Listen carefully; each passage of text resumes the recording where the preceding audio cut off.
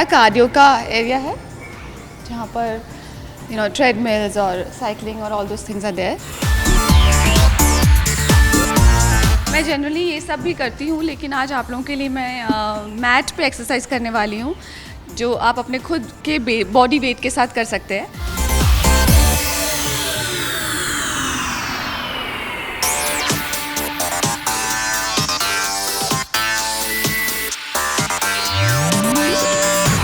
Hello चारों, good morning. Good morning. सबसे पहले मैं बता दूं कि हम चारों से अक्सर मिलते हैं और बहुत सारी बातें करते हैं, सेट की, लाइफ की, बहुत कुछ बात करते हैं। बट आज जो बात होने वाली है वो सिर्फ हमारे फ़ायदे के लिए नहीं बल्कि आपके फ़ायदे के लिए हुई होने वाली है, क्योंकि चारों बताने वाली हैं कि वो किस तरह से खुद को फिट रखती हैं, है ना? बिल्कुल।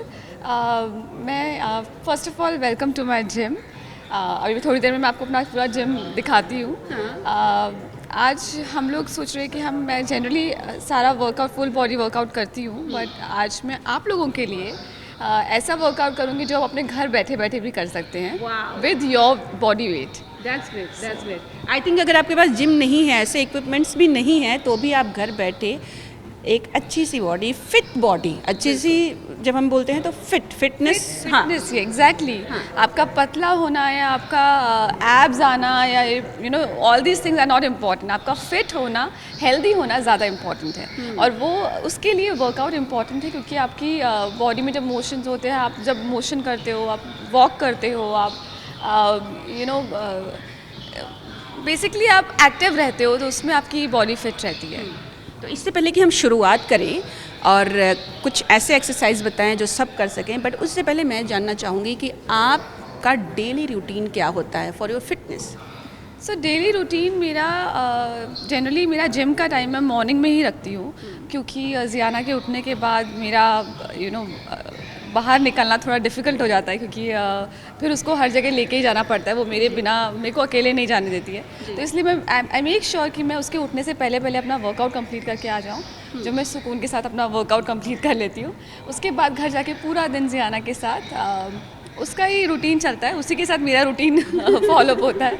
सो बेसिकली चलिए फिर शुरू करते हैं और हम एक एक एक्सरसाइज करेंगे, लेकिन साथ में आपको बताएंगे कि वो क्या है और उसके फ़ायदे क्या हैं, है ना? ठीक है।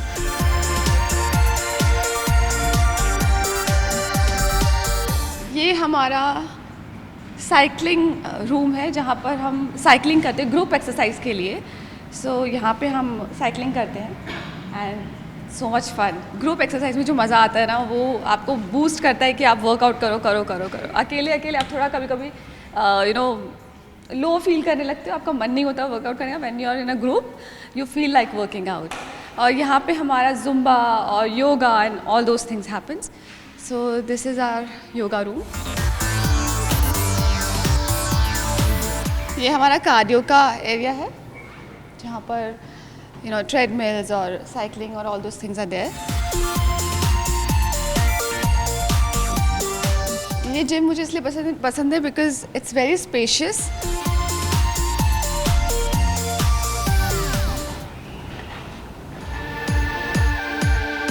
यहाँ पर हम वेट ट्रेनिंग करते हैं, तो यहाँ पर सारे मशीन्स हैं।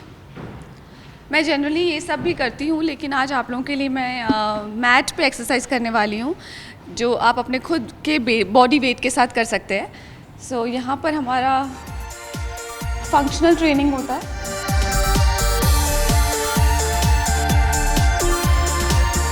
क्रॉस फिटनेस के लिए फंक्शनल ट्रेनिंग।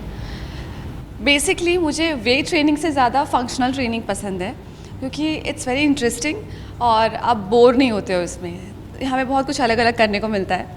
सो इसलिए ये है मेरा जिम, और अब वर्कआउट स्टार्ट करते हैं।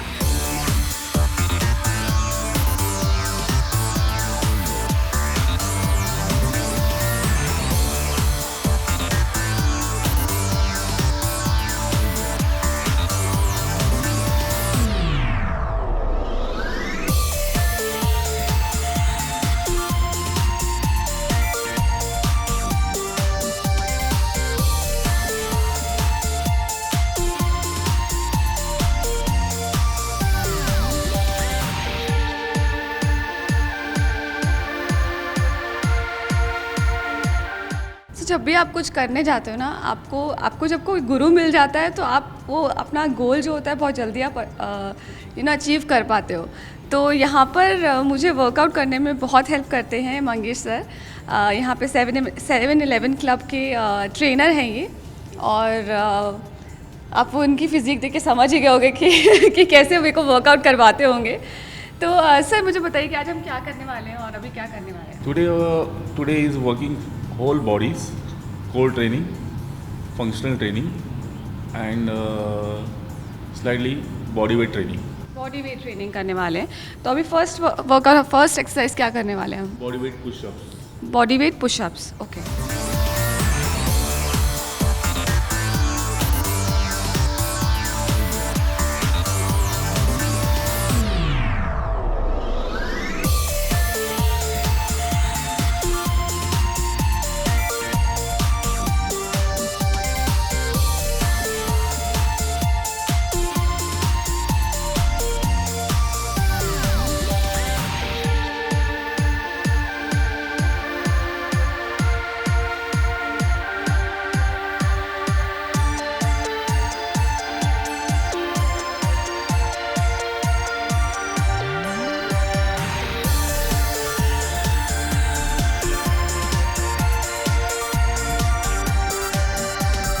Bring आगे करना, your hand straight and touch your sky.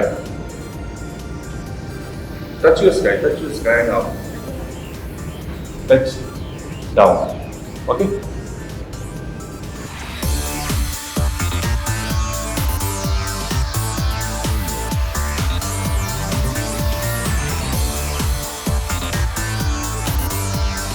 The abs to stretch, both legs up. Like this. Okay. Touch your toes, your both hand. Come up. No, come out. Very good. No, hold. Bas.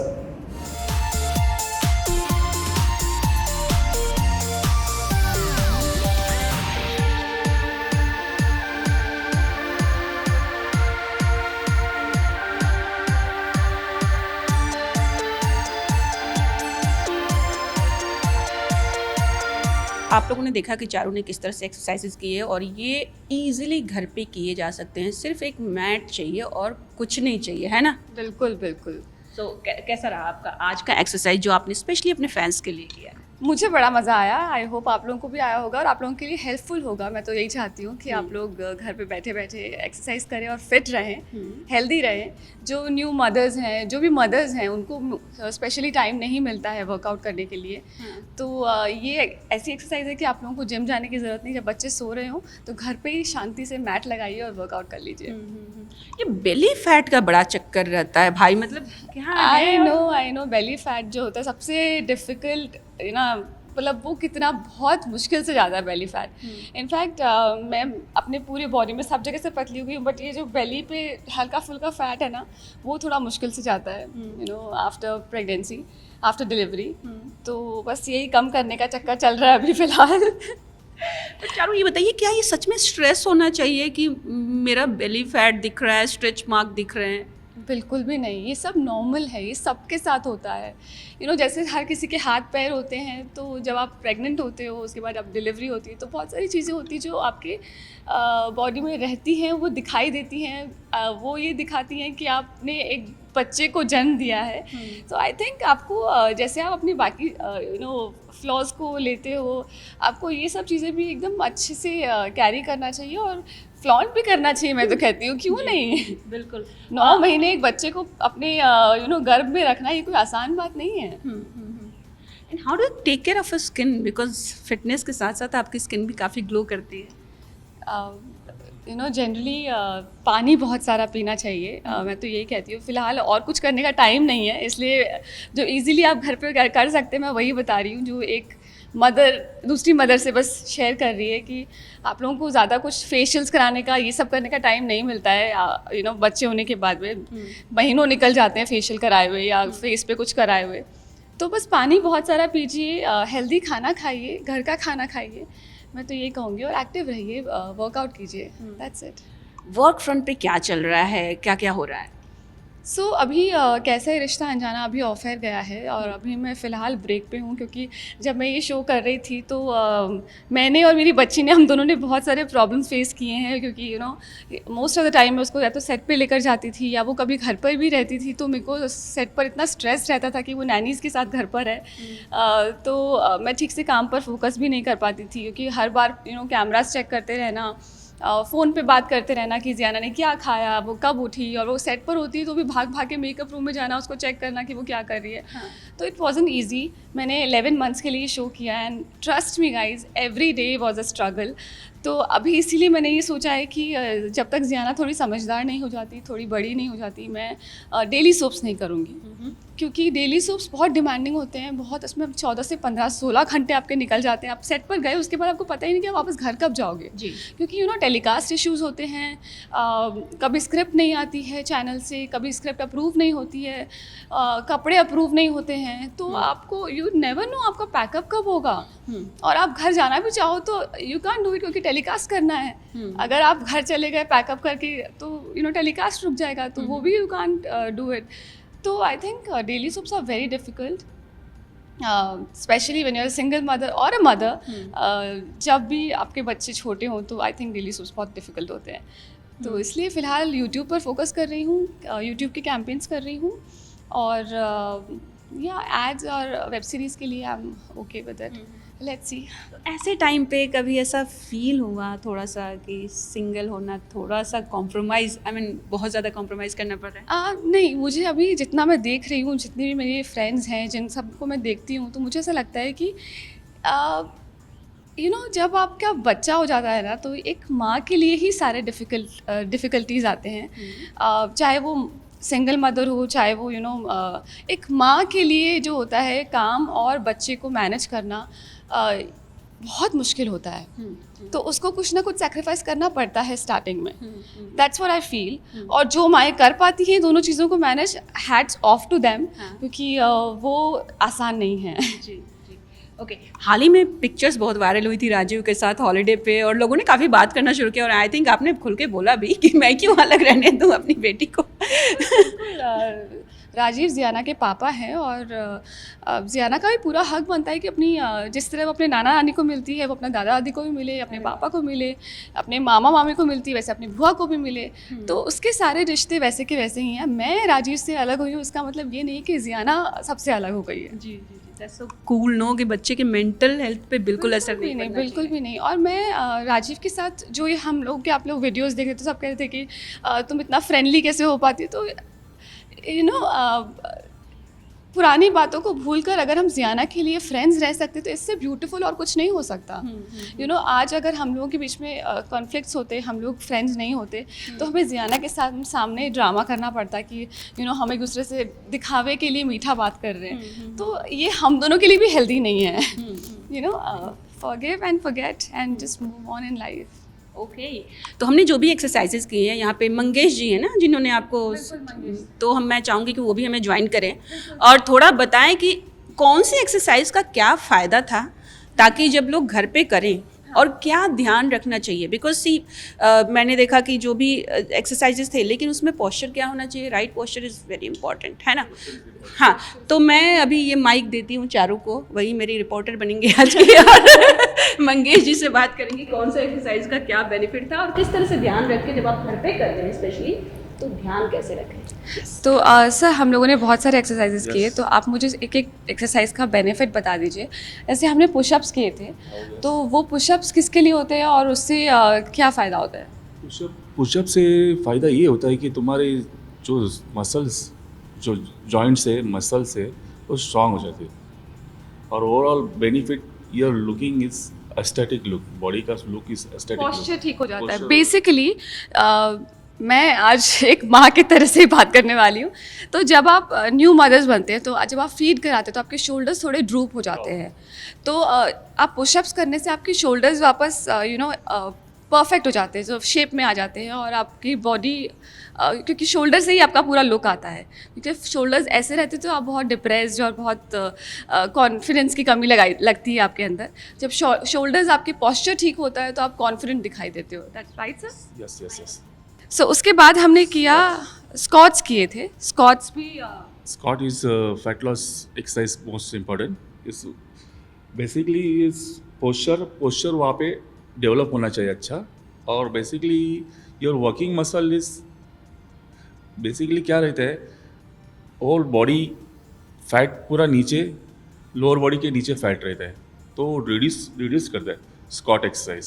There is a benefit, reduce your fat lower body. So lower body का जो fat है उसे reduce करने के लिए हम squats करते हैं. तो पैर भी जो है आपके लेग्स जो है शेप में आ जाते हैं. और उसके बाद हमने किया था मार्चिंग किया था. मार्चिंग तो फंक्शनल ट्रेनिंग है और एक तरह का कार्डियो है, तो आपका फैट लूज होता है उसमें, राइट सर? यस. और अभी उसके बाद हमने किया था एब्स किए हैं. एब्स किए. सो एब्स आप लोगों को पता ही हो. प्लैंक एक्सरसाइज, प्लैंक किया था. प्लैंक द कोर प्लैंक किए थे. इसके बाद the core exercise, your spine and your abs, the involvement, उसमें तुम्हारा spine and abs your strong हो जाते हैं.